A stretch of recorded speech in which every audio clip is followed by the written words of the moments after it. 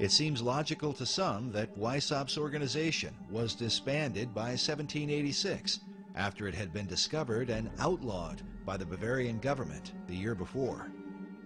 But others point to a letter written by George Washington on October 24, 1798, 12 years after the Illuminati had supposedly ceased to function.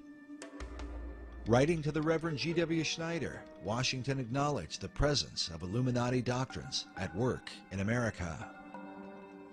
The Reverend Schneider had sent Washington a copy of the book, Proofs of a Conspiracy Against All the Religions and Governments of Europe, by Professor John Robison, saying that his book gives a full account of a society of Freemasons that distinguishes itself by the name of Illuminati, whose plan is to overturn all government and all religion.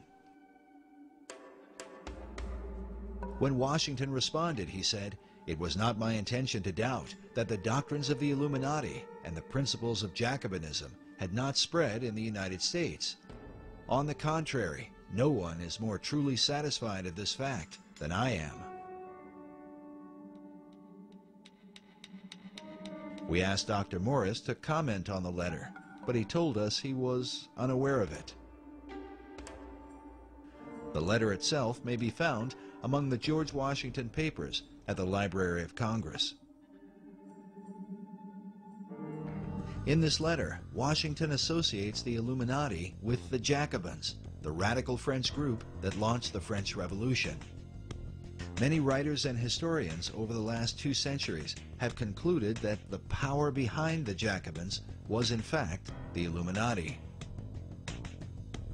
It is well documented that some of the Jacobins came to America and here tried to stir up a second American Revolution through groups known as the Democratic Clubs. The Jacobins, who by this time had overthrown King Louis, sent their ambassador, Edmond Genet, to America to build support for the French Revolution. American leaders like Washington wanted to keep the country neutral, but Genet was determined to bring her into the fray, even if it meant overthrowing the new American government.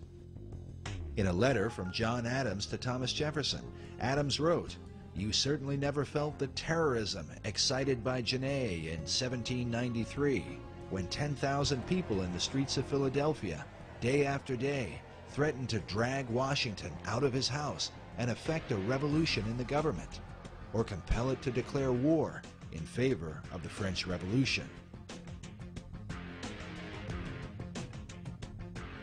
Many researchers believe the French Revolution is the key to understanding the presence of the Illuminati in America.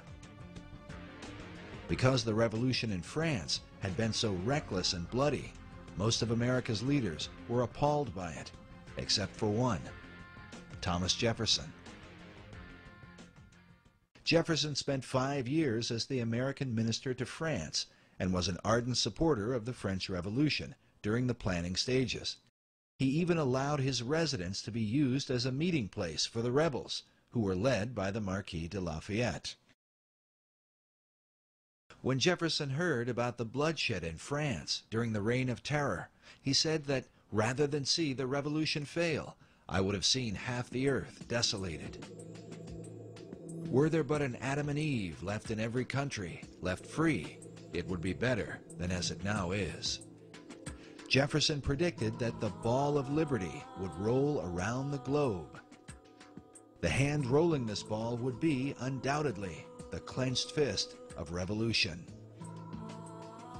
For many researchers, the presence of the all-seeing eye floating above an unfinished pyramid stands as clearest proof of the Illuminati at work in America.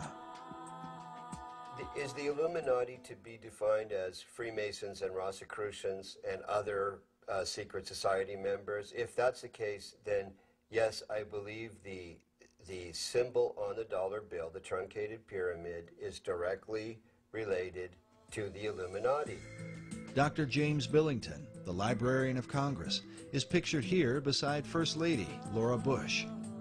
His relationship with President Bush is unknown, but we are given cause to wonder at it. According to Dr. Billington, it was the Bavarian Illuminati that put the fire in the minds of men and compelled them toward a global revolution to change the world. Is it possible that this philosophy is at work in America today?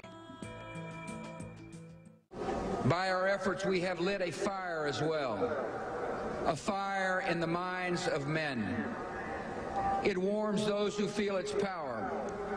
It burns those who fight its progress. And one day, this untamed fire of freedom will reach the darkest corners of our world. Could President Bush have been implying what it seems? Is America currently being driven by the same revolutionary fire that inspired the Bavarian Illuminati? Bush is often said to be a fundamentalist Christian, but some of his critics claim his views are more ecumenical. As with Freemasonry, Bush believes in other routes to finding God. We all worship the same God, Christian and Muslim? I think we do. We have different routes of getting to the Almighty.